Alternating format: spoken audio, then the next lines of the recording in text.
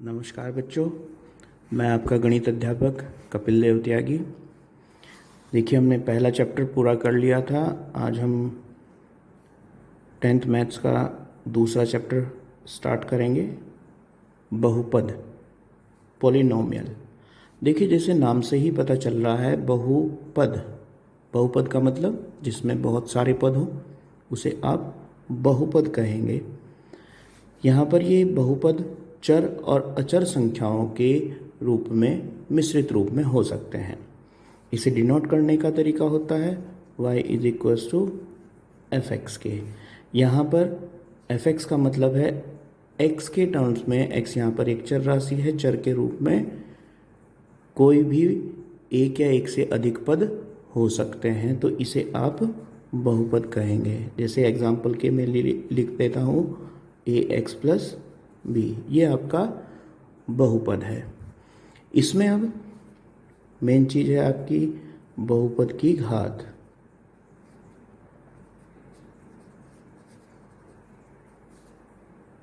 या degree of polynomials. इस polynomials की डिग्री, हमें डिग्री के लिए क्या देखना होता है? जो चर राशि है। देखिए, चर इसमें कौन है? x है। जो चर राशि है उसकी अधिकतम घात हमें देखनी होती है, वही उसकी बहुपद की घात कहलाती है। देखिए, मैं एग्जांपल के लिए एक लिख दे रहा हूँ, 3x² प्लस 5x की पावर 5 प्लस में 2x और प्लस में 9, ये लिखा हुआ है हमने। अब इसमें आपको ये देखना है कि चर राशि, चर कौन है इसमें? x है, और उसकी अधिकतम घात कितनी है? 5। तो ये आपका 5 घात का बहुपद है, यानी कि इसकी डिग्री ऑफ पॉलिनोमियल 5 कहलाएगी। ठीक है, समझ में आ गया होगा। बहुपद से आप ये मत समझें कि बहुत सारे ही पद होने चाहिए उसमें। यदि हम कहें कि 5 लिखा हुआ है तो 5 भी आपका एक बहुपद है,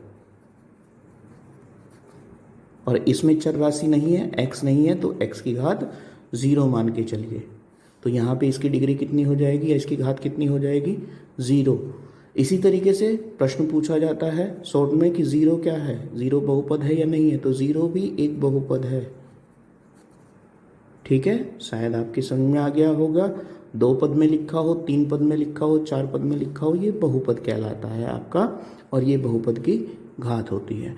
बहुपद की घात अगर आपकी एक अपूर्ण संख्या है या ऋण संख्या है, ध्यान देंगे इस बात पे। यदि बहुपद की घात अपूर्ण संख्या है या ऋण संख्या है तो वो बहुपद नहीं माना जाएगा, बहुपद नहीं होगा। चर की घात आपको ध्यान रखना है कि ना अपूर्ण होनी चाहिए और ना ही माइनस में होनी चाहिए, ऋण होनी चाहिए। जैसे फॉर एग्जांपल मैं आपको लिखता हूँ 3√x प्लस में x², ये बहुपद है या नहीं है? तो आप कहेंगे ये बहुपद नहीं है, क्योंकि इसमें चर की घात यहाँ पे क्या है? अंडरूट है। अंडरूट को क्या बोलते हैं आप? 1/2। चर की घात 1/2 है, तो इस वजह से ये बहुपद नहीं माना जाएगा। अब बहुपद में मुख्य बात आती है आपकी बहुपद के शून्यक। शून्यक क्या होते हैं बहुपद के, उसे समझने का प्रयास कीजिएगा। सबसे पहली बात, किसी बहुपद के कितने शून्यक हो सकते हैं? बहुपद के अधिकतम उतने ही शून्यक हो सकते हैं जितनी उसकी घात है। अब प्रश्न तो ये है पहला कि शून्यक है क्या जी? तो शून्यक क्या है? जैसे हमने एक बहुपद लिखा अभी, हम इसमें x का कोई ऐसा मान छांट के रखते हैं जिससे इस पूरे पद का मान, पूरे बहुपद का मान शून्य आ जाए। x का कोई भी मान आप चूज करेंगे, -1 हो सकता है, -2 हो सकता है, 3 हो सकता है, -3 हो सकता है, कुछ भी हो सकता है। तो x का वह मान जो x के स्थान पर रखने के बाद बहुपद का पूरा मान शून्य ला दे, 0 ला दे, वो आपका बहुपद का शून्यक कहलाएगा। जैसे हम एक उदाहरण लेके चलते हैं। मान लीजिए x -3 है, एक बहुपद आपको दे रखा है।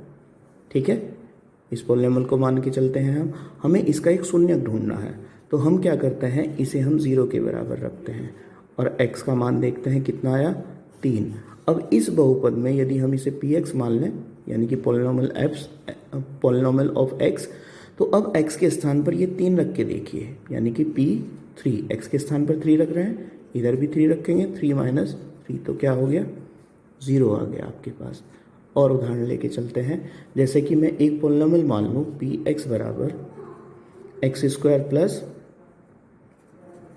5x प्लस में 6, ये आपका एक 2 घात का पॉलिनोमियल है, 2 घात का बहुपद है, तो इसमें 2 ही शून्यक होंगे, यानी कि x के 2 संभव मान ऐसे हैं जो इसमें रखने के बाद शून्य ला देंगे। देखिए मुझे तो पता है, मैं हल करना आपको सिखाऊंगा, इसमें कैसे हल करते हैं, एक एक्सरसाइज आपकी हल करने की भी आएगी। तो हम यहाँ पर x के 2 संभव मान रखते हैं, एक हम रखते हैं x का मान -3 और एक रखते हैं -2, ठीक। उससे क्या होगा, ये आपके पास देखिए सबसे पहले हमने रखा -3 x का मान, -3 का वर्ग होगा यहाँ से, यहाँ पे 5 गुणा में x के स्थान पर -3 रखेंगे आप, और प्लस में 6, -3 का वर्ग करेंगे, माइनस का वर्ग करते हैं तो प्लस आ जाता है, 9 आएगा, माइनस की गुणा प्लस में करेंगे, प्लस के 15 आ जाएंगे, और यहाँ से प्लस के 6 आ जाएंगे। प्लस प्लस वालों को एक साथ जोड़िए, 15 माइनस 15, तो क्या मिल गया आपको, 0। अतः x बराबर -3 इसका एक शून्यक है। दूसरा -2 रख के देखते हैं, P-2, x के स्थान पर -2 रख के देखिए, तो -2 का वर्ग प्लस में 5 गुणा -2 और प्लस में 6, यहाँ से आपके पास आया 4, माइनस में 10 प्लस में 6, तो आपने इसे हल करा, ये भी 0 आ गया। तो x के वे मान जो इस बहुपद में रखने के बाद इसका मान शून्य ला दें, वो आपका बहुपद का शून्यक कहलाएगा। और मैंने आपको क्या बताया अभी अभी, जितनी भी बहुपद की अधिकतम घात होती है या चर की अधिकतम घात होती है, उसके उतने ही शून्यक संभव होते हैं। हमने यहाँ पे इसके 2 शून्यक चूज करे थे, इनके अलावा अब कोई और शून्यक नहीं होगा जो x के स्थान पर रखने के बाद इसे शून्य ला दे। तो ये बात आपके समझ में आ गई होगी।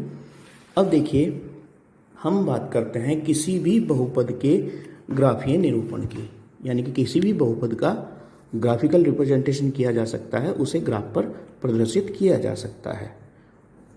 बहुपद का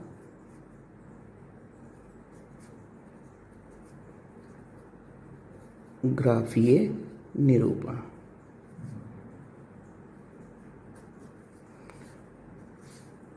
हम एक सबसे छोटा पॉलिनोमियल लेके चलते हैं Px बराबर x² के, ठीक।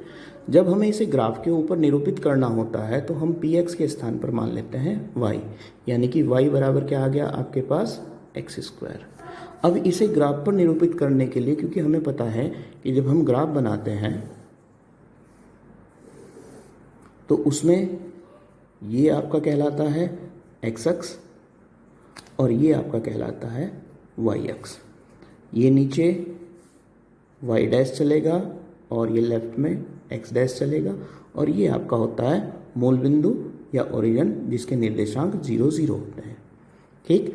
पहला बिंदु x को रिप्रेजेंट करता है और दूसरा बिंदु y को रिप्रेजेंट करता है।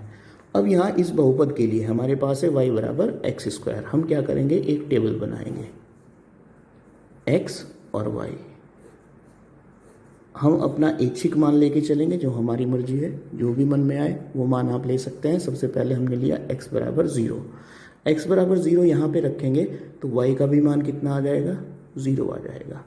अब x के स्थान पर हम रखते हैं यहाँ पे 1, तो y का भी मान 1, -1 रखते हैं तो भी 1 आता है, 2 रखते हैं तो 4 आता है, और -2 रखते हैं तो भी 4 आता है, ठीक। इस तरीके से हमने कुछ मान निकाल लिए और इन बिंदुओं को हम इस पर रिप्रेजेंट करेंगे। 1 2 3 4 5 6 इसी तरह बॉक्सेस होते हैं बने हुए ग्राफ पेपर पर।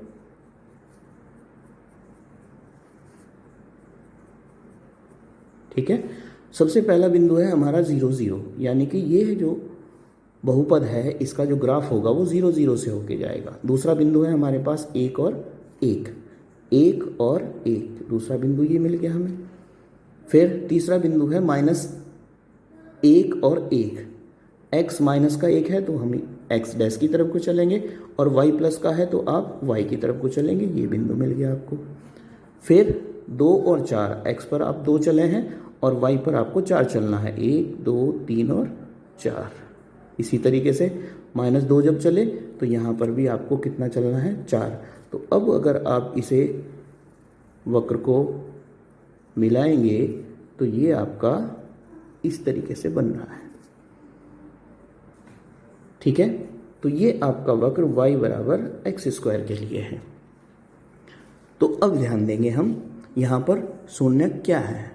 शून्यक वो जब भी ये वक्र x अक्ष को काटेगा, कहीं पर भी x को ध्यान रखिएगा, केवल जब भी ये x अक्ष को काटेगा, कहीं पे भी प्रतिच्छेद बिंदु अगर आपको मिलता है, जैसे यहाँ पे 0 0 पे काट रहा है, तो वही बिंदु आपका x के लिए जो मान जहाँ पर भी काट रहा होगा, x के लिए वही मान इस बहुपद का शून्यक होगा। तो यहाँ पे क्या काट रहा है, x बराबर 0 पर, तो x बराबर 0 इस बहुपद का एक शून्यक होगा। तो कोई भी बहुपद आपका हो, उसका ग्राफ आपके पास हो, तो आप उसे ग्राफ को देख के बता सकते हैं कि कौन कौन इसके शून्यक होंगे अथवा नहीं। तो ये बातें आपको समझ में आ गई होंगी। बहुपद हमने बताया, बहुपद की घात हमने बताई, बहुपद के शून्यक हमने बताए, संभव शून्यक कितने हो सकते हैं, जितनी भी बहुपद की घात होगी। बहुपद का ग्राफ बनाना हमने आपको बताया, और ग्राफ से ये पहचानना कि शून्यक क्या होते हैं। अब आते हैं हम प्रश्नावली पर। देखिए पहली प्रश्नावली 2.1, ये आपके सामने पहला ही ग्राफ दे रखा है, और इसमें पूछा गया है y बराबर px आपका एक बहुपद है जिसकी आकृति ग्राफ के द्वारा नीचे बनाई गई है ये, और इसमें आपको px के शून्यक ढूंढने हैं। सबसे पहले चित्र की बात करते हैं। क्या ये ग्राफ, ये एक सीधी रेखा जो जा रही है, ये कहीं भी x अक्ष को काट रही है? नहीं काट रही है, तो इसका कोई भी शून्यक संभव नहीं है। यानी कि इस बहुपद में ये एक ऐसा बहुपद है जिसमें x है ही नहीं। जैसे हमने बना दिया y बराबर 5 के या px बराबर 5 के, तो y बराबर 5 पर ये रेखा चलती चली गई, 1 2 3 4 और 5, इस 5 पर ये रेखा चलती चली गई है। ठीक है, तो x को तो ये काट ही नहीं सकती, और x को नहीं काट रही है, तो इसका कोई भी शून्यक संभव नहीं है। बात समझ में आ गई होगी आपके। दूसरे प्रश्न पर चलते हैं। दूसरे में यहाँ पे ध्यान दीजिए,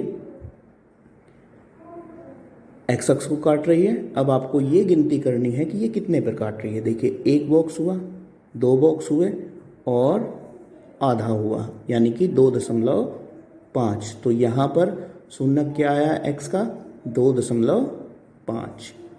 ठीक, और कहीं ये अक्ष को काट नहीं रहा। ठीक है ना, यहाँ पर एक ही शून्यक है। अब तीसरे प्रश्न में देखते हैं। तीसरे प्रश्न में देखिए, ये x अक्ष को 3 जगहों पे काट रहा है। एक तो ये, दूसरा ये और तीसरा ये। तो अगर 3 शून्यक हैं तो निश्चित रूप से ये 3 घात का बहुपद है आपका।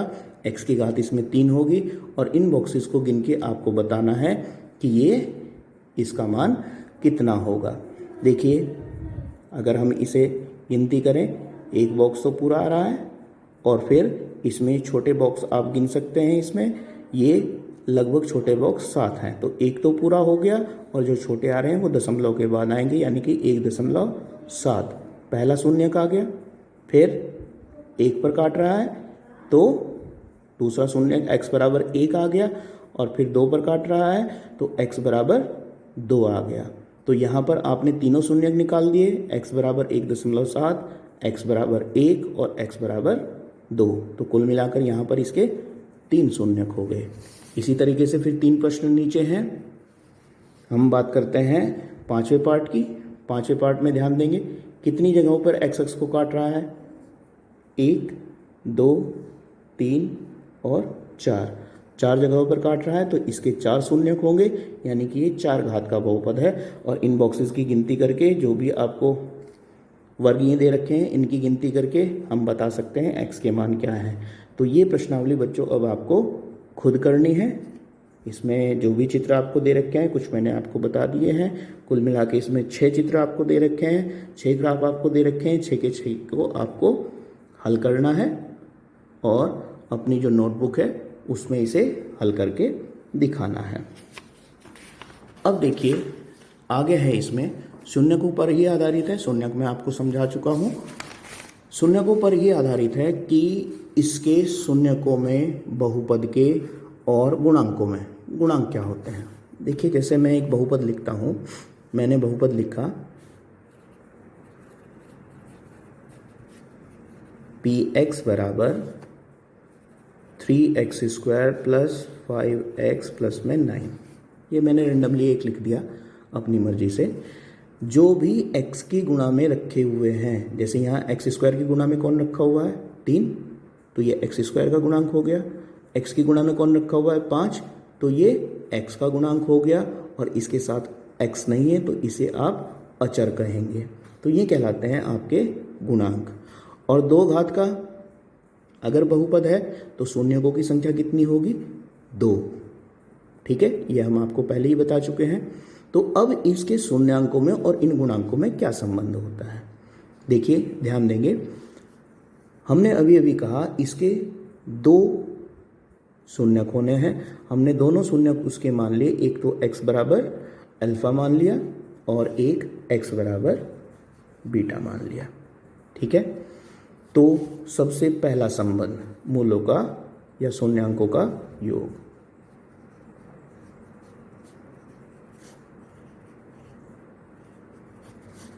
अल्फा प्लस बीटा वो आपके पास हुआ करता है माइनस में b/a। यहाँ पर हम इसे अगर चर रूप में लिखें तो इसे ax² बोलते हैं, प्लस में bx बोलते हैं और प्लस में c बोलते हैं। a यहाँ पर x² का गुणांक है, b यहाँ पे x का गुणांक है और c यहाँ पर अचर है। तो यहाँ पे मूलों का योगफल क्या आया, माइनस में b/a के, यानी कि माइनस में x का गुणांक, x की गुणा में जो भी रखा हुआ है, और बटे में x² का गुणांक। क्लियर होगी ये बात।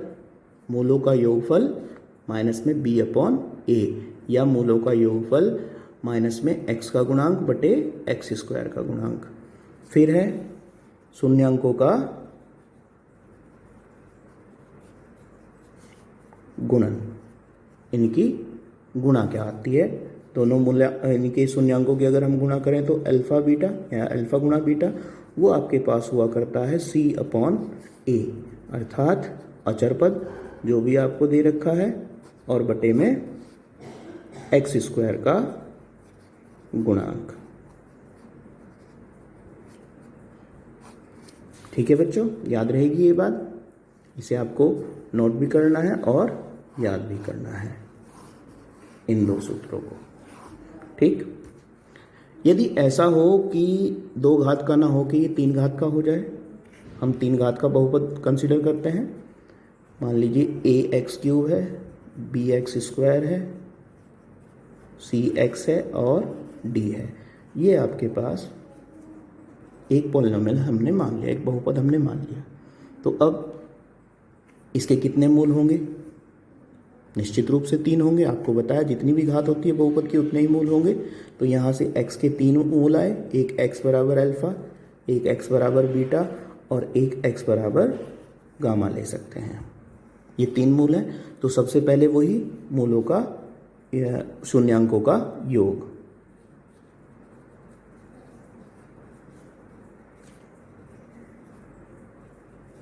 देखिए मेरे मुंह से बार बार ये मूल जो निकल रहा है, आपके पास द्विघात समीकरण आएगी। यहाँ द्विघात बहुपद है आपके पास, ये द्विघात बहुपद अभी हमने पढ़ा। आगे चल के आपके पास द्विघात समीकरण आएगी। तो द्विघात समीकरण में इन शून्यांकों को ही हम शून्यांक ना कह के उस समीकरण के मूल बोलते हैं। तो समीकरण में मूल बोलते हैं और बहुपद में शून्यांक बोलते हैं। याद रहेगी ये बात।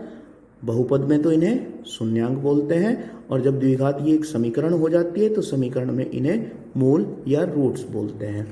तो यहाँ पर हम बात कर रहे थे 3 घात का अगर बहुपद है तो उसके शून्यांकों का योगफल, अर्थात alpha plus beta plus gamma. ये वही आपके पास होगा माइनस में b/a। ए। बी कौन है? एक्स स्क्वायर का गुणांक, और ए कौन है? एक्स क्यूब का गुणांक। अब दो दो के गुणन का योग यानी कि अल्फा बीटा, बीटा गामा और गामा अल्फा या अल्फा गामा, वो आपके पास होगा सी अपॉन ए। सी कौन है? एक्स का गुणांक है, और ए कौन है? एक्स क्यूब का गुणांक है। और अब तीनों का गुणनफल अल्फा बीटा और गामा, ये फिर से माइनस में डी अपॉन ए यानी कि अचर पद और बटे में एक्स क्यूब का गुणांक। ये आपका इनके शून्यांकों का गुणन होगा। शून्यांकों के दो दो के गुणनफल का योगफल ये होता है, और शून्यांकों का योगफल वो आपका माइनस बी अपॉन ए होता है। ठीक। अब एक तरीके के प्रश्न इसमें आएंगे, यदि शून्यांक आपको दे दिए जाएं और आपसे पूछा जाए कि बहुपद बनाइए। चलिए उसे करते हैं। अब मान लीजिए हमें दो शून्यांक दे रखे हैं। हमें एक शून्यांक x बराबर अल्फा दे दिया और एक शून्यांक x बराबर बीटा दे दिया गया, और अब आपसे कहा गया कि इन दो शून्यांकों पर आधारित आपको एक द्विघात बहुपद, क्योंकि दो शून्यांक है तो दो ही घात का बन पाएगा, बहुपद आपको बनाना है। तो इसमें आपको क्या करना है? सबसे पहले आप निकालेंगे इन शून्यांकों का योग, अल्फा प्लस बीटा, दोनों को जोड़ सकते हैं, और फिर आपको निकालना है इनका गुणन, अल्फा बीटा, दोनों का गुणा भी आप कर सकते हैं जो दे रखी होगी आपको, और फिर आपके पास बहुपद हो जाएगा पी एक्स बराबर एक्स स्क्वायर माइनस में शून्यांकों का योग गुणा में एक्स और प्लस में शून्यांकों का गुणन, मतलब एक्स स्क्वायर माइनस में अल्फा प्लस बीटा इंटू में एक्स और प्लस में अल्फा बीटा, जो हमने यहाँ से निकाला था। तो ये आपका एक बहुपद बन जाएगा। अगर आपको तीन घात का बनाना है तो तीन घात का बनाने के लिए आपको जो पीछे अभी ये करवाए हैं इन्हीं का आपको प्रयोग करना पड़ेगा। इसी तरीके से x बराबर अल्फा, x बराबर बीटा और x बराबर गामा आपको दे रखा होगा। तब बहुपद क्या होगा? पी एक्स बराबर एक्स क्यूब माइनस में alpha plus beta plus gamma into x square plus में अल्फा बीटा बीटा गामा और प्लस में गामा अल्फा इंटू में एक्स और माइनस में अल्फा बीटा गामा। ये तीन घात का हो जाएगा। आपकी प्रश्नावली में तीन घात का नहीं है, पर फिर भी मैंने आपको समझा दिया है कि कभी अगर आपको आवश्यकता पड़े तीन मूलों से तीन घात का बहुपद आप कैसे बनाएंगे। तो ये बात आपके समझ में आ गई होगी। तो अब हम चलते हैं आगे प्रश्नावली पे 2.2 पे। जो कॉन्सेप्ट मैंने आपको समझाया है पूरी की पूरी प्रश्नावली उसी पर आधारित है। देखिए पहला ही प्रश्न, निम्न द्विघात बहुपदों के शून्य ज्ञात कीजिए तथा शून्यकों तथा गुणांकों के बीच संबंध सत्यता की जांच कीजिए।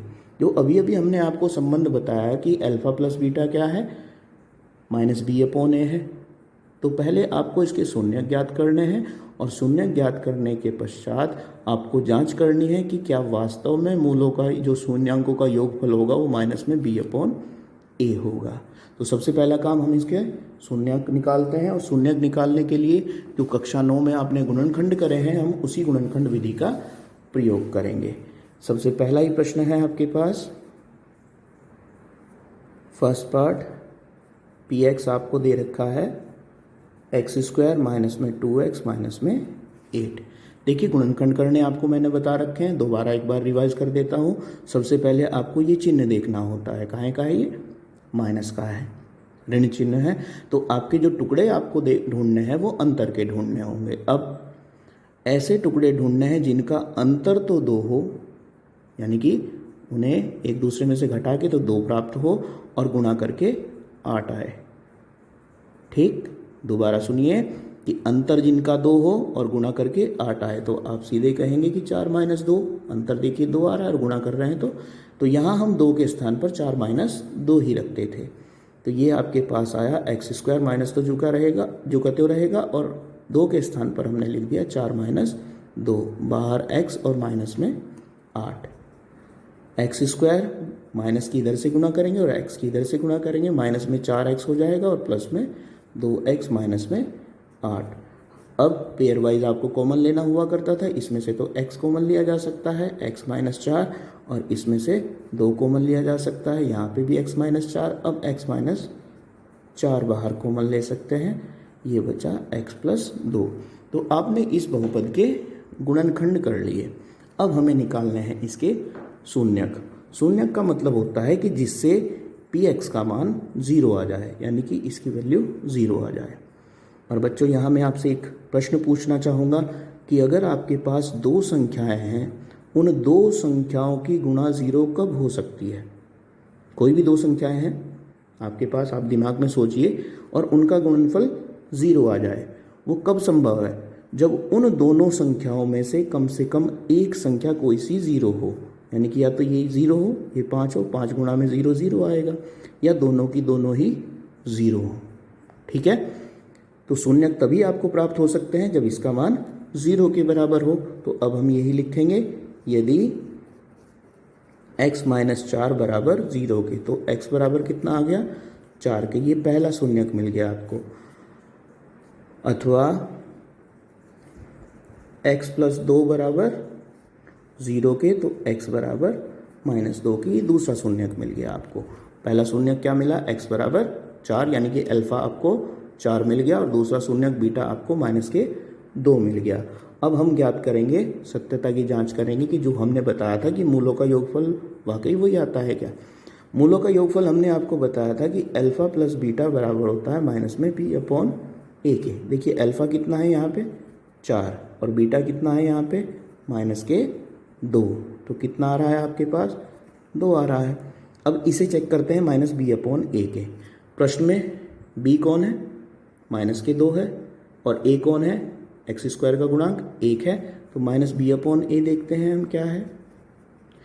माइनस तो बाहर रहेगा ही, और b के स्थान पर कितना? माइनस के 2 और अपॉन में 1, माइनस इसके ऊपर अप्लाई होगा, तो ये भी कितना आया? 2 आया। अतः ये सत्यापित होता है। इसी प्रकार आपको बाकी के शेष प्रश्न करने हैं, क्योंकि गुणनखंड आपने कक्षा 9 में कर रखे हैं। गुणनखंड पर ही आधारित ये प्रश्न है आपका। पहले इनके आपको गुणनखंड करने हैं। सारे के सारे प्रश्न आपको द्विघात वाले ही दे रखे हैं, 2 घात का गुणनखंड करना आप जानते हैं। तो ये पूरा प्रश्न आपको करना है। कोई प्रश्न यदि समझ में नहीं आएगा तो आप मैसेज के द्वारा सूचित करेंगे, और अपना काम यदि पूरा हो जाएगा तो उसे करके व्हाट्सएप भी करेंगे और अपने काम को चेक कराएंगे। अब आते हैं हम दूसरे प्रश्न पर। दूसरा प्रश्न देखिए वही आ गया। एक द्विघात बहुपद ज्ञात कीजिए जिसके शून्यकों के योग तथा गुणनफल क्रमशः नीचे दी गई संख्या है। यानी कि उन शून्यकों का योग भी आपको दे रखा है और उनका गुणनफल भी आपको दे रखा है, तो आपको बहुपद ज्ञात करना है बस। तो अभी अभी मैंने क्या कॉन्सेप्ट बताया था, यहाँ पे ध्यान दीजिए कि आपको किसी भी बहुपद को ज्ञात करने के लिए योग और गुणन ही चाहिए, और उसके बाद केवल ये समीकरण इसमें रखना है मान आपको, एक्स स्क्वायर माइनस में योग इंटू एक्स और प्लस में गुणन। तो करते हैं हम प्रश्न, पहला ही पार्ट करते हैं दूसरे का। दूसरे प्रश्न का पहला पार्ट देखिए, योग तो आपको दे रखा है कितना, 1/4, और गुणन कितना दे रखा है आपको इसमें पहले पार्ट में, माइनस का 1। तो अब बहुपद क्या हो जाएगा आपके पास, बताया था आपको एक्स स्क्वायर माइनस में योगफल कितना है 1/4 गुणा में एक्स, और फिर प्लस में गुणनफल। गुणनफल कितना दे रखा है माइनस का 1। तो बहुपद क्या हुआ हमारे पास, एक्स स्क्वायर माइनस के 1/4 एक्स और माइनस का 1 ही आंसर आ जाएगा। बस इतना सा ही प्रश्न आपको करना है। तीसरा पार्ट देखिए इसका। तीसरे पार्ट में योग आपको दे रखा है 0 और गुणन आपको दे रखा है √5, वर्गमूल में 5 दे रखा है। तो अब आपको बहुपद ज्ञात करना है, तो बहुपद क्या हो जाएगा, एक्स स्क्वायर माइनस में योग कितना है आपके पास 0, गुणा में क्या रहेगा x, और प्लस में क्या जाएगा √ में 5। देखिए 0 की गुणा x में करेंगे तो 0 ही हो गया, तो एक्स स्क्वायर प्लस में √5, ये आपका उत्तर आ गया। तो इसी तरीके से आप दूसरे प्रश्न को भी पूरे के पूरे को करेंगे। ये आपकी 2 एक्सरसाइज हो गई। दोनों एक्सरसाइज आप अपनी फेयर कॉपी में करेंगे। काम करने के बाद व्हाट्सएप मैसेज के द्वारा ग्रुप पर आप अपने काम को भेजेंगे और चेक करवाएंगे। कोई समस्या होगी, कोई प्रॉब्लम होगी तो आप बताएंगे और हम फिर अगले लेक्चर में उसे सॉल्व करवाएंगे। अगली जो आपकी क्लास होगी ऑनलाइन उसमें हम उसे सॉल्व करवाएंगे। तो बच्चों आज के लिए इतना ही।